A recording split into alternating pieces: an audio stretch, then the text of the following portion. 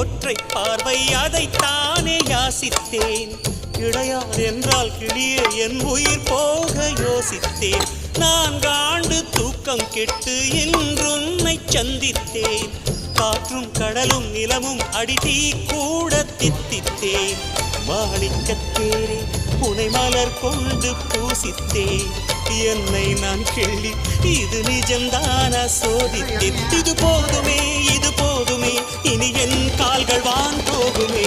என்ன அழகு எத்தனை அழகு கோடி மலர் கொட்டிய அழகு இன்றெந்தன் கை சேர்ந்ததே.